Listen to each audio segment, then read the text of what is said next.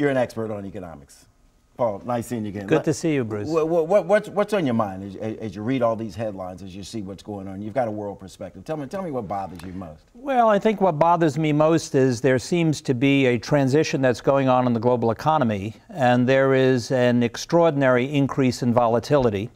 And we're moving from an economy which was overstimulated, which needed to be stimulated during the recession, to an economy now that's on the verge of picking up inflation. The highest employment record that we have in 17 years. We have inflation indexes going up, like the Institute for Supply Management showing that raw materials are going up. So we have a tightening in the global economy at the same time that we just passed a $1.5 trillion tax cut. And now on top of that, of course, we have a $200 billion federal appropriation of the $1.5 trillion infrastructure investment.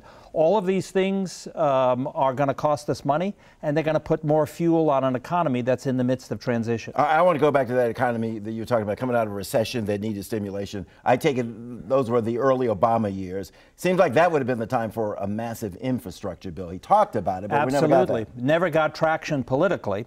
And now we know that the American Society of Civil Engineers, that has continuously looked over the complete infrastructure of the U.S., has given us a D+.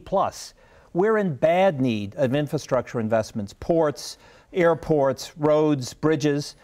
So the discussion that the administration initiated today is a good one, but the economics don't quite work yet, and we have to have Congress get into the mix to figure out how we're just going to get the kind of stimulus that we need to invest in the infrastructure that's important. Congress getting into the mix. That's not going to be encouraging news to a lot of people, given the track record of the Congress of late. Let me ask you this about infrastructure. And the president has included in his plan parceling out a lot of federal properties, giving them over to the giving, but selling to the private sector. He expects local government, local government to take over some of this. Does any or all of this make sense? Well, I mean, some of it may make sense. There are a number of states that don't even permit it. There are 14 states in the U.S. that don't even permit private investment in some of these public sector activities. So there's going to have to be obviously some change in mindset, and it's not clear that there is, in fact, the private sector money that is available and interested in investing in those projects, even if it did make sense for those kinds of investments to take place. Help us understand this. A lot of people out here are invested in the markets through their 401ks. They allow somebody else, to make the smart decisions, or the not so smart decisions. What should people be concerned about right now? Well, I think what they need to be concerned about right now is what their tolerance for risk is. What we saw today, for example, is obviously a 400-point increase in the Dow Jones Industrial Average. That was good, but it comes after the biggest price decline in 2 years that we saw last week.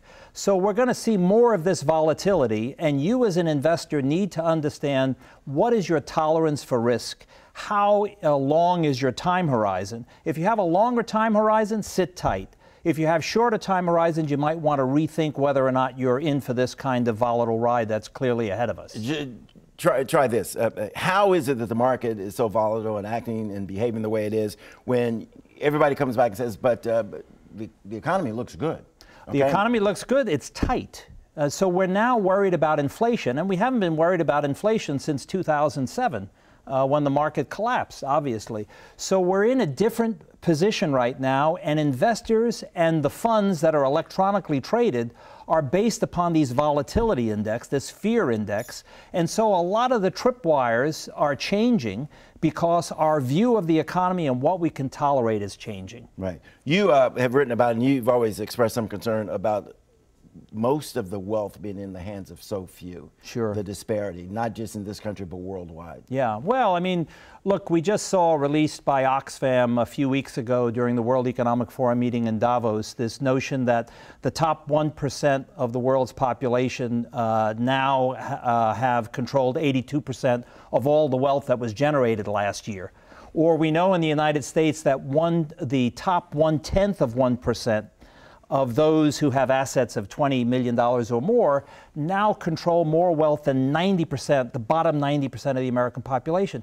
That kind of non-inclusive growth is not sustainable. And those are the kinds of issues that I think increasingly corporate America, corporate leaders worldwide are beginning to address as we see some of the big fund leaders like the chairman of Vanguard and the chairman of BlackRock and some of the other funds beginning to focus on how do we not only deliver financial performance, but how do we also deliver investments that work to improve society's overall conditions. Okay, it's important stuff. Paul, thanks a lot. I really appreciate it.